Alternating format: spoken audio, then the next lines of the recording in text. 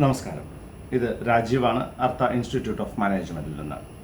അർത്ഥ institute of management ഒരു dedicated company secretary coaching സെൻ്ററാണ്. കമ്പനി സെക്രട്ടറി കോഴ്സ് മാത്രമാണ് നമ്മളിവിടെ പഠിപ്പിക്കുന്നത്. സൗത്ത് ഇന്ത്യയിലെ ഏക ഗുരുകുലമാണ്. കുട്ടികൾക്ക് ഇവിടെ താമസിച്ച് പഠിക്കാനുള്ള സൗകര്യമുണ്ട്. തിരുവനന്തപുരം മുതൽ കാസർഗോഡ് വരെയുള്ള കുട്ടികൾ, അതിനോടൊപ്പം തന്നെ ഇന്ത്യയുടെ പല ഭാഗത്തുനിന്നും കുട്ടികൾ ഇവിടെ താമസിച്ച് പഠിക്കുന്നുണ്ട്. CS എക്സിക്യൂട്ടീവിൻ്റെ ഓഫ്ലൈൻ ക്ലാസ്സുകളുണ്ട്. CS എക്സിക്യൂട്ടീവ് എൻട്രൻസ് ടെസ്റ്റിന് ഓൺലൈൻ ക്ലാസ്സുകളും CS പ്രൊഫഷണലിന് ഓൺലൈൻ ക്ലാസ്സുകളുമുണ്ട്. ഇന്ന് ഞാൻ ഈ വീഡിയോ ചെയ്യാനുള്ള കാരണമെന്ന് പറഞ്ഞാൽ, ഈ CS എക്സിക്യൂട്ടീവ് എൻട്രൻസ് ടെസ്റ്റ്, അടുത്ത എൻട്രൻസ് ടെസ്റ്റ് ജൂലൈ 6-ാം തീയതിയാണ് നടക്കുന്നത്. ഈ ജൂലൈ 6-ാം തീയതി നടക്കുന്ന CS എക്സിക്യൂട്ടീവ് എൻട്രൻസ് ടെസ്റ്റുമായി ബന്ധപ്പെട്ടുകൊണ്ട് ധാരാളം ചോദ്യങ്ങൾ എന്നോട് ചോദിക്കാൻ വേണ്ടി ആൾക്കാർ വിളിക്കുന്നുണ്ട്. ധാരാളം ചോദ്യങ്ങൾ, വിവിധ തരത്തിലുള്ള ക്വസ്റ്റ്യൻസ് അവർ നമ്മോട് ചോദിക്കുന്നുണ്ട്. അപ്പോൾ ആ ചോദ്യങ്ങളെല്ലാം നമ്മൾ ഓരോരുത്തർക്കായിട്ട് ആൻസർ ചെയ്യുന്നതിന് പകരം എല്ലാവർക്കും കൂടെ ഉപയോഗപ്പെടുന്ന രീതിയിൽ ഒരു വീഡിയോ ചെയ്യാം എന്ന ഒരു തോന്നലാണ് ഞാൻ ഇപ്പോൾ ഈ വീഡിയോ ചെയ്യാൻ കാരണം. ഞാൻ ഈ വീഡിയോ ചെയ്യണം എന്ന് വിചാരിച്ചൊരു വീഡിയോ അല്ല. കാരണം ഞാൻ പല സമയത്ത് ഈ വീഡിയോകൾ ചെയ്തിട്ടുണ്ട്. പക്ഷേ പലർക്കും സാർ ആ പഴയ വീഡിയോ വാലിഡ് ആണോ, അല്ലെങ്കിൽ പഴയ വീഡിയോ പറഞ്ഞ തന്നെ ആ കാര്യങ്ങളെന്ന് അറിയാൻ വേണ്ടി വീണ്ടും എന്നെ വിളിക്കും. അപ്പോൾ അതൊരു വിഷമം കൊണ്ടല്ല, അവർക്ക് അങ്ങനെ ഒരു സംശയം ഉണ്ടാകാതിരിക്കാനും, ഇനി അഥവാ എന്നെ വിളിക്കാൻ സാധിച്ചിട്ടില്ലെങ്കിൽ അവർക്കത് മനസ്സിലാക്കാത്ത ഒരു ഇഷ്യൂ ഉണ്ടാകാതിരിക്കാനും വേണ്ടിയിട്ടാണ് ഞാൻ ഈ വീഡിയോ ചെയ്യുന്നത്. അപ്പോൾ ഈ CS എക്സിക്യൂട്ടീവ് എൻട്രൻസ് ടെസ്റ്റ് ജൂലൈയിൽ എഴുതുന്ന കുട്ടികളോട് എനിക്ക് പറയാനുള്ളത്, ഈ ജൂലൈ എൻട്രൻസ് എഴുതുന്ന കുട്ടികൾക്ക് ഡിസംബറിൽ CS എക്സിക്യൂട്ടീവിൻ്റെ ഒരു മോഡ്യൂൾ എഴുതാൻ പറ്റും. ജൂലൈ 30-ന് മുമ്പ് അവർ രജിസ്റ്റർ ചെയ്യണം. അങ്ങനെ എഴുതുന്ന കുട്ടികളുണ്ടെങ്കിൽ അവർക്ക് അർത്ഥ എഡ്ജ് ഓൺലൈൻ ക്ലാസ്സുകൾ അവൈലബിൾ ആണ്. ഓഫ്ലൈൻ ക്ലാസ്സുകൾ ഇപ്പോൾ അവൈലബിൾ അല്ല, അത് ബാച്ച് ഫുള്ളാണ്. അടുത്ത ഓഫ്ലൈൻ ബാച്ച് നമ്മൾ ജനുവരിയിലാണ് സ്റ്റാർട്ട് ചെയ്യുന്നത്. അതിലേക്ക് അഡ്മിഷൻ ആൾറെഡി സ്റ്റാർട്ട് ചെയ്തു. അപ്പോൾ ഓഫ്ലൈൻ ബാച്ചില്ല, ഓൺലൈൻ ബാച്ച് അവൈലബിൾ ആണ്. അർത്ഥ edge 1-to-1 video classes, live recorded video classes available ആണ്. കഴിഞ്ഞ 12 വർഷത്തെ teaching experience, company secretary course നമ്മൾ പഠിപ്പിക്കുന്നു. എൻ്റെ 37 കൊല്ലത്തെ എക്സ്പീരിയൻസ് വെച്ച് ഒരു കമ്പനി സെക്രട്ടറി ആകേണ്ട കുട്ടി എന്തെല്ലാം മനസ്സിലാക്കണം എന്നതടക്കം നമ്മൾ സംസാരിച്ചുകൊണ്ടാണ്, നമ്മളൊരു കോംപ്രിഹെൻസീവ് ടീച്ചിങ് ആണ് ഇവിടെ ഉള്ളത്. താല്പര്യമുണ്ടെങ്കിൽ നിങ്ങൾക്ക് ഈ പരീക്ഷ കഴിഞ്ഞാൽ കോൺടാക്റ്റ് ചെയ്യാവുന്നതാണ്. 1-to-1 ആണ്, ഒരു ഗ്രൂപ്പ് അല്ല. അതുകൊണ്ട് തന്നെ നിങ്ങൾക്ക് നിങ്ങളുടെ ചോദ്യങ്ങൾ എന്നോട് നേരിട്ട് ചോദിക്കാം. അപ്പോൾ come to the point. CS executive entrance ടെസ്റ്റുമായി ബന്ധപ്പെട്ടിട്ടുള്ള ചോദ്യങ്ങളാണ്. Sir, CS executive entrance test ലാപ്ടോപ്പിൽ മാത്രമേ എഴുതാൻ പറ്റുള്ളൂ? അങ്ങനെയല്ല, ലാപ്ടോപ്പിലോ ഡെസ്ക്ടോപ്പിലോ എഴുതാം. പക്ഷേ രണ്ടിലാണെങ്കിലും ക്യാമറയും മൈക്രോഫോണും ആവശ്യമാണ്. നമ്മൾ ലാപ്ടോപ്പ് എന്ന് പറയാനുള്ള ഒരു റീസൺ എന്ന് പറയുന്നത്, ലാപ്ടോപ്പിൽ ബൈ ഡിഫോൾട്ട് ക്യാമറയും മൈക്രോഫോണും ഉണ്ടായിരിക്കും. എന്നാൽ നിങ്ങൾ അക്ഷയ സെൻറ്റർ, ഇൻ്റർനെറ്റ് കഫേ എന്നുള്ള സ്ഥലങ്ങളിൽ പോയിട്ടാണ് പരീക്ഷ എഴുതുന്നതെങ്കിൽ അവിടെ ഡെസ്ക്ടോപ്പ് ഉണ്ടായിരിക്കാം. ആ ഡെസ്ക്ടോപ്പിൽ ക്യാമറയും മൈക്രോഫോണും ഉണ്ടായിരിക്കാം. അതുകൊണ്ട് തന്നെ അവിടെ എഴുതാൻ പറ്റും. സർ, ഇതെൻ്റെ വീട്ടിലിരുന്ന് എഴുതാമോ? ഉറപ്പായിട്ടും എഴുതാം. നിങ്ങളുടെ ലാപ്ടോപ്പിൽ അല്ലെങ്കിൽ ഡെസ്ക്ടോപ്പിൽ നിങ്ങൾക്ക് വീട്ടിലിരുന്നും ഇത് എഴുതാവുന്നതാണ്. സർ, എൻ്റെ അടുത്തൊരു മാക് ബുക്കാണുള്ളത്, ആപ്പിളിൻ്റെ ലാപ്ടോപ്പാണുള്ളത്, അതിലെനിക്ക് പരീക്ഷ എഴുതാൻ പറ്റുമോ? ഇല്ല, ആപ്പിളിൻ്റെ ലാപ്ടോപ്പിൽ പരീക്ഷ എഴുതാൻ പറ്റില്ല. ആപ്പിളിൻ്റെ ഡെസ്ക്ടോപ്പിൽ പരീക്ഷ എഴുതാൻ പറ്റില്ല. വിൻഡോസ് പ്ലാറ്റ്ഫോമിലാണ് ഈ പരീക്ഷയുള്ളത്. അതുകൊണ്ട് തന്നെ മൈക്രോസോഫ്റ്റ് വിൻഡോസ് ഉപയോഗിക്കുന്ന, ഓപ്പറേറ്റിംഗ് സിസ്റ്റമായിട്ട് ഉപയോഗിക്കുന്ന ലാപ്ടോപ്പുകളിലോ കമ്പ്യൂട്ടറുകളിലോ ഇത് പരീക്ഷ എഴുതാൻ പറ്റും. ഇനി നിങ്ങൾ ഈ ലാപ്ടോപ്പും ഡെസ്ക്ടോപ്പും തിരഞ്ഞെടുക്കുന്ന സമയത്ത് ശ്രദ്ധിക്കേണ്ട കാര്യം, ഇൻ്റർനെറ്റ് നിർബന്ധമാണ്. അൺഇൻറ്ററപ്റ്റഡ്, യാതൊരു തരത്തിലുള്ള ഇൻ്ററപ്ഷനും ഇല്ലാത്ത ഇൻ്റർനെറ്റ് ആവശ്യമാണ്. ഒന്നുകിൽ നിങ്ങൾക്ക് നിങ്ങളുടെ മൊബൈൽ ഉപയോഗിച്ച് എഴുതാം. മൊബൈലിൽ ഇൻ്റർനെറ്റ് ഉപയോഗിച്ച് എഴുതാൻ പറ്റില്ല എന്നല്ല ഞാൻ പറഞ്ഞത്. എന്നാൽ ആ മൊബൈലിലേക്ക് ഫോണുകൾ വരുന്ന സമയത്ത് നിങ്ങളുടെ ഇൻ്റർനെറ്റ് കട്ടാകാനുള്ള സാധ്യതയുണ്ട്. ആ സമയത്ത് നിങ്ങളുടെ പരീക്ഷ കട്ടായി പോകാനുള്ള സാധ്യതയുണ്ട്. അപ്പോൾ മൊബൈൽ ഇൻ്റർനെറ്റ് മാത്രമേ നിങ്ങളുടെ കയ്യിലുള്ളൂ എന്ന് വിചാരിക്കുക. അങ്ങനെയുള്ള ഒരു കുട്ടി ചെയ്യേണ്ടത് മൊബൈലിൽ നിന്നും അവർക്ക് വരാനുള്ള കോളുകളൊക്കെ വേറൊരു നമ്പറിലേക്ക് ഫോർവേഡ് ചെയ്ത് വെക്കുക. ഉദാഹരണത്തിന് അമ്മയുടെയോ അച്ഛൻ്റെയോ ചേട്ടൻ്റെയോ ചേച്ചിയുടെയോ ഇനിയിപ്പോൾ അനിയൻ്റെയോ അനിയത്തിൻ്റെയോ നമ്പറിലേക്ക് ഫോർവേഡ് ചെയ്ത് വെക്കുക. അതിനുശേഷം ആ മൊബൈലിലെ ഹോട്ട്സ്പോട്ട് ഓൺ ചെയ്തിട്ട് നിങ്ങൾക്ക് എന്ത് ചെയ്യാം, നിങ്ങൾക്ക് വേണമെങ്കിൽ ഈ ലാപ്ടോപ്പിലേക്ക് കണക്ട് ചെയ്ത് പരീക്ഷ എഴുതാവുന്നതാണ്. അവിടെ ശ്രദ്ധിക്കേണ്ട കാര്യം ഓൾ കോൾസ് ഫോർവേഡ് ചെയ്ത് വെക്കണം. 2 Mbps എങ്കിലും സ്പീഡുള്ള ഇൻ്റർനെറ്റ് ഉണ്ടെങ്കിൽ മാത്രമേ പരീക്ഷ എഴുതാൻ പറ്റുള്ളൂ. അതിൽ കുറവാണ് സ്പീഡെങ്കിൽ നിങ്ങൾക്ക് ആ ഇൻ്റർനെറ്റ് ഉപയോഗിച്ച് പരീക്ഷ എഴുതാൻ പറ്റില്ല. അപ്പോൾ അതുകൊണ്ട് നിങ്ങൾ എന്താ ചെയ്യേണ്ടത്, നിങ്ങൾ 2 Mbps സ്പീഡെങ്കിലും കിട്ടുന്ന നല്ല റേഞ്ചുള്ള സ്ഥലത്ത് വേണം മൊബൈലാണെങ്കിൽ ഉപയോഗിക്കുന്നെങ്കിൽ. ഇനി വൈഫൈ ആണെങ്കിൽ അടിപൊളിയായി. വൈഫൈയിലാണ് ശരിക്കും പറഞ്ഞാൽ പരീക്ഷ എഴുതേണ്ടത്. വൈഫൈ ഉള്ള ഒരു സ്ഥലത്ത്, അതിപ്പം നിങ്ങളുടെ ഫ്രണ്ടിൻ്റെ വീട്ടിലോ അല്ലെങ്കിൽ റിലേറ്റീവിൻ്റെ വീട്ടിലോ പോയി നിങ്ങൾക്ക് പരീക്ഷ എഴുതാം. 2, പവർ വളരെ ഇമ്പോർട്ടൻ്റ് ആണ്. ലാപ്ടോപ്പ് ഉപയോഗിച്ച് പരീക്ഷ എഴുതുന്നവർ ആ ലാപ്ടോപ്പ് ഫുൾ ചാർജ് ആക്കിയതിന് ശേഷം വേണം പരീക്ഷ സ്റ്റാർട്ട് ചെയ്യാൻ. കാരണം ഈ 2 മണിക്കൂറിൽ ലാപ്ടോപ്പിൻ്റെ ചാർജ് പോകാൻ പാടില്ല. പറ്റുമെങ്കിൽ പവർ കണക്ട് ചെയ്ത് പരീക്ഷ എഴുതുക. ഈ ഇൻവെർട്ടർ ഉള്ള ഒരു വീട്ടിൽ നമ്മുടെ വീട്ടിൽ ഇൻവെർട്ടർ ഇല്ല എന്നുണ്ടെങ്കിൽ എവിടെയാണോ ഇൻവെർട്ടർ ഉള്ളത് അവിടെ വെച്ച് പരീക്ഷ എഴുതാൻ ശ്രമിക്കുക. ഇൻവെർട്ടർ നിർബന്ധമാണ്. കാരണം വേറെ ഒന്നുകൊണ്ടല്ല, നിങ്ങളുടെ ലാപ്ടോപ്പിൽ ചാർജ് നിന്നില്ലെങ്കിൽ, ഡെസ്ക്ടോപ്പ് ആണെങ്കിൽ ഡെഫിനറ്റ് ആയിട്ടും നിങ്ങളുടെയൊക്കെ UPS ഉണ്ടെങ്കിൽ പോലും, സാധാരണ ഈ കമ്പ്യൂട്ടറിൻ്റെ സ്റ്റെബിലൈസർ ആണെങ്കിൽ പോലും അരമണിക്കൂറൊക്കെ നിൽക്കത്തുള്ളൂ. സോ അതുകൊണ്ട് തന്നെ ഇൻവെർട്ടർ ഉള്ള സ്ഥലത്ത് പരീക്ഷ എഴുതാൻ ശ്രമിക്കുക. ഇനി ഈ പരീക്ഷ എഴുതുന്ന സമയത്ത് സർ ഞങ്ങൾ എങ്ങനെയാണ് പരീക്ഷ എഴുതേണ്ടത് എന്നുള്ളതാണ്. നിങ്ങൾക്ക് ഓരോ സമയത്തും എന്തെല്ലാം കാര്യങ്ങളാണ് ചെയ്യേണ്ടത് എന്ന് അർത്ഥ ഇൻസ്റ്റിറ്റ്യൂട്ട് ഓഫ് മാനേജ്മെൻറ്റ് അവരുടെ യൂട്യൂബ് ചാനൽ വഴി നിങ്ങൾക്ക് പറഞ്ഞു തരുന്നുണ്ട്. പുറമെ ഇതുമായി ബന്ധപ്പെട്ട റൈറ്റപ്പുകൾ www.arthacs.in എന്ന വെബ്സൈറ്റിലുണ്ട്. ICSI institute of company secretaries of India നിങ്ങൾക്ക് ഇമെയിൽ ആയിട്ടും SMS ആയിട്ടും ഇൻഫർമേഷൻസ് അയക്കും. എങ്കിൽ പോലും ഞാൻ വീണ്ടും പറയുന്നു, ആദ്യമായി നിങ്ങൾ ചെയ്യേണ്ടത് നിങ്ങളുടെ ഹാൾ ടിക്കറ്റിൻ്റെ ലിങ്ക് നിങ്ങൾക്ക് വന്നിട്ടുണ്ടാകും, അത് പ്രിൻ്റ് എടുക്കുക എന്നുള്ളതാണ്.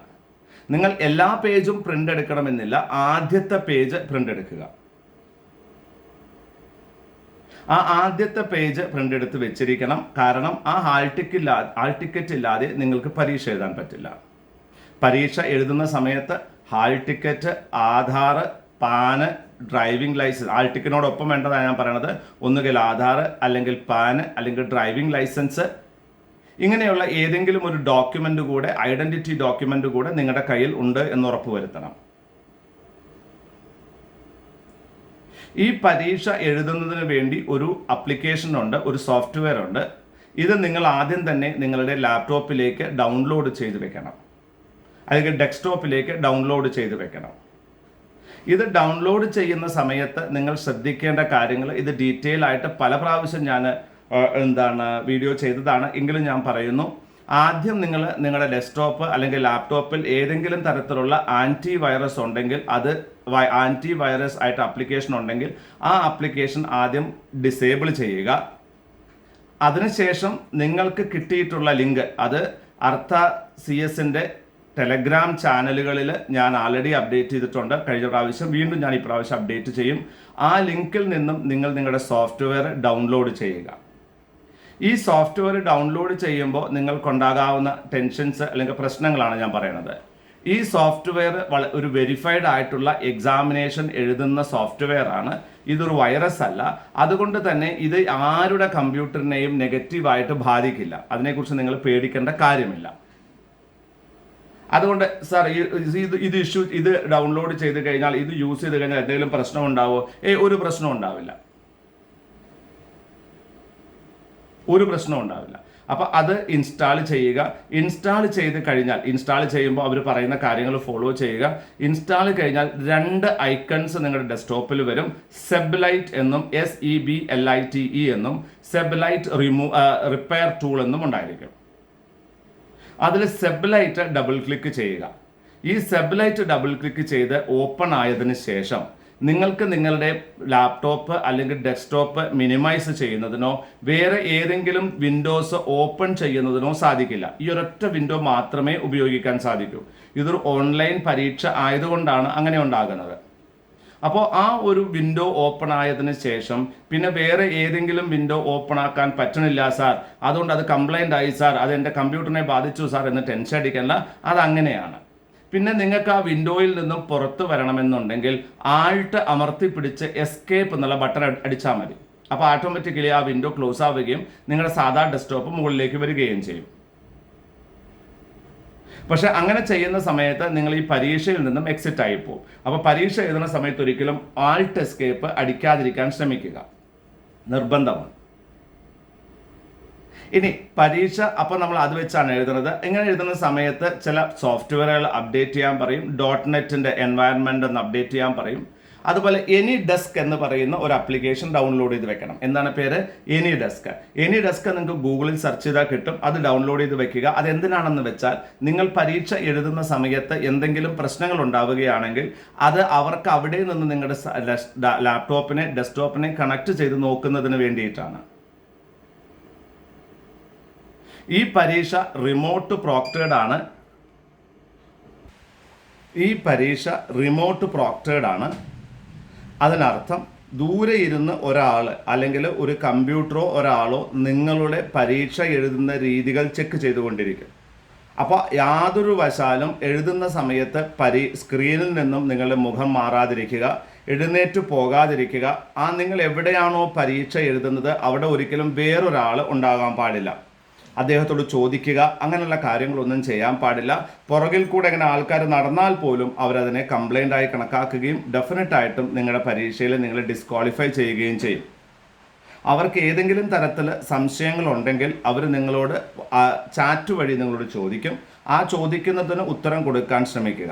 ഉത്തരം കൊടുത്തേ മതിയാകും. ഇനി പരീക്ഷ എഴുതുന്ന സമയത്ത് നിങ്ങൾക്ക് എന്തെല്ലാം കാര്യങ്ങൾ കയ്യിലുണ്ടാകാം എന്നുള്ളതാണ്. നിങ്ങളുടെ ഹാൾ ടിക്കറ്റ്, നിങ്ങളുടെ പിന്നെ എന്താണ് ഒരു ഐഡൻറ്റിറ്റി പ്രൂഫ്. ഇത് ഒരു ബോട്ടിൽ വെള്ളം വേണമെങ്കിൽ ഒരു ബോട്ടിൽ വെള്ളം വയ്ക്കാം. നിങ്ങൾക്കൊരു ബോട്ടിൽ വെള്ളം വയ്ക്കാം. അതല്ലാതെ വേറൊന്നും നിങ്ങളുടെ കയ്യിൽ ഉണ്ടാകാൻ പാടില്ല. നിങ്ങളുടെ കയ്യിൽ ഉണ്ടാകാൻ പാടില്ല. പലരും ചോദിക്കാറുണ്ട്, sir pen, pencil, paper, calculator ഇതെല്ലാം ഉപയോഗിക്കാമോ, ഇതുണ്ടാകാമോ? പാടില്ല. ഇനി നിങ്ങളിപ്പോൾ ഈ സ്ക്രീനിലല്ലേ നിങ്ങളെ കാണുന്നുള്ളൂ, വേറെ എവിടെയും ഇത് ഉണ്ടാവില്ലല്ലോ, അപ്പോൾ അതുകൊണ്ട് ആരും കാണില്ലല്ലോ എന്ന് വിചാരിക്കരുത്. കാണും. നിങ്ങൾ എന്താ ചെയ്യേണ്ടി വരിക? അവർ ചിലപ്പോൾ സ്ക്രീൻ എടുത്ത് ഇങ്ങനെ തിരിച്ചും ഒക്കെ കാണിക്കാൻ പറയും. അങ്ങനെ കാണിച്ചു കൊടുക്കുമ്പോൾ അത് കണ്ടാൽ നിങ്ങളുടെ കാര്യം പ്രശ്നത്തിലാണ് കേട്ടോ. അപ്പോൾ അതുകൊണ്ട് അങ്ങനെ ചെയ്യാതിരിക്കുക. അത് ചെയ്താൽ പിന്നെ പരീക്ഷ 6 മാസം കഴിഞ്ഞിട്ട് പിന്നെ അടുത്ത അറ്റംപ്റ്റിൽ പരീക്ഷ എഴുതാൻ പറ്റുള്ളൂ. വളരെ സീരിയസ് ആയ കാര്യമാണ് ഞാൻ ഈ പറഞ്ഞത് കേട്ടോ. അപ്പോൾ അത് ചെയ്യാതിരിക്കുക. അപ്പോൾ എന്തൊക്കെ ഉണ്ടാവാൻ പാടുള്ളൂ? ഹാൾ ടിക്കറ്റ്, പിന്നെ നിങ്ങളുടെ ഒരു ഫോട്ടോ ID പ്രൂഫ്, ഒരു ബോട്ടിൽ വെള്ളം. നിങ്ങളുടെ ഫോട്ടോ കൊടുക്കുന്ന സമയത്ത് കണ്ണട വെച്ച ഫോട്ടോ ആണ് കൊടുത്തതെങ്കിൽ പരീക്ഷ എഴുതുമ്പോൾ കണ്ണട വെച്ച് പരീക്ഷ എഴുതുക. കണ്ണട വെക്കാത്ത ഫോട്ടോ ആണ് കൊടുത്തിട്ടുള്ളതെങ്കിൽ കണ്ണട വെച്ച് പരീക്ഷ എഴുതാതിരിക്കാൻ ശ്രമിക്കുക. അവർ ചിലപ്പോൾ സംശയം വന്നാൽ ചോദിച്ചേക്കാം. വളരെ നീറ്റായിട്ട് ഡ്രസ്സ് ചെയ്ത് നിങ്ങളൊരു എക്സാം ഹാളിൽ പോയി എങ്ങനെയാണോ പരീക്ഷ എഴുതുന്നത് അതുപോലെയാണ് പരീക്ഷ എഴുതേണ്ടത്. ഇനി പരീക്ഷ എഴുതുന്ന സമയത്ത് ശ്രദ്ധിക്കേണ്ട കാര്യങ്ങളെക്കുറിച്ച് ഞാൻ വേറൊരു വീഡിയോ ചെയ്യാം. കാരണം ഇത് വലിയൊരു വീഡിയോ ആകുമ്പോൾ നിങ്ങൾ മുഴുവൻ കാണില്ല. ഇപ്പം ഞാൻ പരീക്ഷയുടെ തൊട്ട് മുമ്പുള്ള കാര്യങ്ങളാണ് ഞാൻ പറഞ്ഞുകൊണ്ടിരിക്കുന്നത്. ഇനി അടുത്തത് ശ്രദ്ധിക്കേണ്ടത് എന്താണ്? സാർ മൊബൈലിൽ എനിക്ക് പരീക്ഷ എഴുതാൻ പറ്റുമോ? ടാബ്ലറ്റിൽ പരീക്ഷ എഴുതാൻ പറ്റുമോ? പറ്റില്ല. സാർ എനിക്ക് എൻ്റെ സ്കൂളിലെ ലാബിൽ പരീക്ഷ എഴുതാൻ പറ്റുമോ? ഒരു പ്രശ്നവുമില്ല. അങ്ങനെ ഒരു പ്രശ്നവും പറഞ്ഞിട്ടില്ല. നിങ്ങൾക്ക് റോട്ടിലിരുന്നും പരീക്ഷ എഴുതാം. പക്ഷേ ആരും അതിൽ നിങ്ങളുമായിട്ട് സംസാരിക്കുകയോ നിങ്ങളെ സഹായിക്കുകയോ ചെയ്യാൻ പാടില്ല. അതിൻ്റെ ഇൻറ്റഗ്രിറ്റി ക്വസ്റ്റ്യൻ ചെയ്യാൻ പാടില്ല. അത്രയേ ഉള്ളൂ.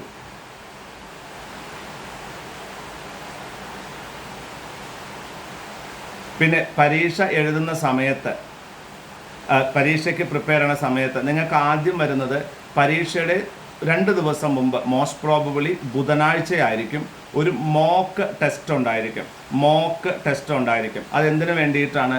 പരീക്ഷ ആദ്യമായിട്ട് എഴുതുന്ന ആൾക്കാർക്ക് ആ പരീക്ഷ എഴുതുന്ന ആപ്ലിക്കേഷൻ കറക്റ്റായിട്ട് ഇൻസ്റ്റാൾ ചെയ്തിട്ടുണ്ടോ നിങ്ങളുടെ സിസ്റ്റത്തിൽ, അത് കറക്റ്റായിട്ട് വർക്ക് ചെയ്യുന്നുണ്ടോ എന്നറിയുന്നതിനും, അതിനോടൊപ്പം തന്നെ പരീക്ഷ എഴുതുന്ന രീതികൾ മനസ്സിലാക്കാൻ, എങ്ങനെയാണ് ഓരോ സ്റ്റെപ്പും മുമ്പിലേക്ക് പോകുന്നത് എന്ന് മനസ്സിലാക്കുന്നതിനുമാണ്. മോക്ക് ടെസ്റ്റിൻ്റെ തലേ ദിവസം നിങ്ങൾക്ക് SMS ആയിട്ട് നിങ്ങൾക്ക് എന്ത് വരും? നിങ്ങളുടെ യൂസർ ഐഡിയും പാസ്വേഡും വരും. ഏത് സിസ്റ്റത്തിലാണോ നിങ്ങൾ പരീക്ഷ എഴുതുന്നത് ആ സിസ്റ്റം ഉപയോഗിച്ചുകൊണ്ട് നിങ്ങൾ മോക്ക് ടെസ്റ്റ് ചെയ്യുക. മോക്ക് ടെസ്റ്റിൽ ഉണ്ടാകുന്ന ചോദ്യങ്ങൾക്ക് ഉത്തരം കിട്ടുകയോ അല്ലെങ്കിൽ അതിന് സ്കോർ കിട്ടുകയോ ഇല്ല. അത് നിങ്ങൾക്കൊരു ട്രയൽ മാത്രമാണ്, അത്രയേ കണക്കാക്കാൻ പാടുള്ളൂ. ഈ മോക്ക് ടെസ്റ്റ് എഴുതുന്നതിൽ ഒരു ഉപേക്ഷയും വിചാരിക്കേണ്ട. മോക്ക് ടെസ്റ്റ് എഴുതേണ്ടതാണ്, നിർബന്ധമായിട്ടും എഴുതണം. സർ, മോക്ക് ടെസ്റ്റ് എഴുതിയില്ലെങ്കിൽ പരീക്ഷ എഴുതാൻ പറ്റുമോ എന്നൊരു ടെക്നിക്കൽ ചോദ്യത്തിന്, മോക്ക് ടെസ്റ്റ് എഴുതിയില്ലെങ്കിലും പരീക്ഷ എഴുതാനൊക്കെ പറ്റും. പക്ഷേ പരീക്ഷ എഴുതുമ്പോൾ ഉണ്ടാകുന്ന പ്രശ്നങ്ങൾക്ക് അപ്പുണ്ടാകുന്ന BP കൂടുമ്പോൾ പിന്നെ ആരെയും കുറ്റം പറഞ്ഞിട്ട് കാര്യമില്ല. അപ്പോൾ പരീക്ഷ എഴുതുന്ന തൊട്ട് മുമ്പ് നിങ്ങൾ ചെയ്യേണ്ടുന്ന എല്ലാ കാര്യങ്ങളും ഞാനിവിടെ പറഞ്ഞു. ഇതല്ലാതെ നിങ്ങൾക്ക് എന്തെങ്കിലും തരത്തിലൊരു സംശയം വരുന്നുണ്ടെങ്കിൽ നിങ്ങൾക്ക് എന്നോട് ഇതിൻ്റെ ഈ വീഡിയോയുടെ കമൻ്റായിട്ട് ചോദിക്കാം, ഞാൻ നിങ്ങൾക്ക് റിപ്ലൈ ചെയ്യും. ഇതിനോടൊപ്പം തന്നെ ഞാൻ ഒരു വീഡിയോ കൂടി അപ്ലോഡ് ചെയ്യുന്നുണ്ട്. പരീക്ഷ എഴുതാൻ തുടങ്ങുന്ന സമയം മുതൽ പരീക്ഷ അവസാനിക്കുന്നത് വരെ എന്തെല്ലാം കാര്യങ്ങളാണ് ചെയ്യേണ്ടത് എന്നതിനെക്കുറിച്ച്. ഈ വീഡിയോ മുഴുവനും കണ്ട് ഇപ്പോൾ ഇവിടെ എത്തി നിൽക്കുന്ന ആൾക്കാർ നിങ്ങൾ എന്താ ചെയ്യേണ്ടത്? അടുത്ത വീഡിയോ കൂടെ കാണുക. പക്ഷേ അതിന് മുമ്പ് തന്നെ ഈ വീഡിയോ ഒന്ന് ലൈക്ക് ചെയ്യുക, കമൻറ്റ് ചെയ്യുക. ഇത് എഴുതുന്ന ആൾക്കാർ ചിലപ്പോൾ അവരൊന്നും അർത്ഥ CS-ൻ്റെ അല്ലെങ്കിൽ അർത്ഥ ഇൻസ്റ്റിറ്റ്യൂട്ട് ഓഫ് മാനേജ്മെൻറ്റിൻ്റെ യൂട്യൂബ് ചാനൽ അവർക്ക് അറിയില്ലായിരിക്കാം. അതുകൊണ്ട് അവർക്ക് ഇതിൻ്റെ ലിങ്ക് ഒന്ന് ഷെയർ ചെയ്ത് കൊടുക്കുക. Because sharing is caring. നിങ്ങളെല്ലാവരും CS എക്സിക്യൂട്ടീവ് എൻട്രൻസ് ടെസ്റ്റിൽ വിജയിക്കട്ടെ, നന്നായിട്ട് ആ പരീക്ഷയിൽ വിജയിക്കട്ടെ എന്ന് ആശംസിച്ചുകൊണ്ട് this is Rajeev signing off. Thank U.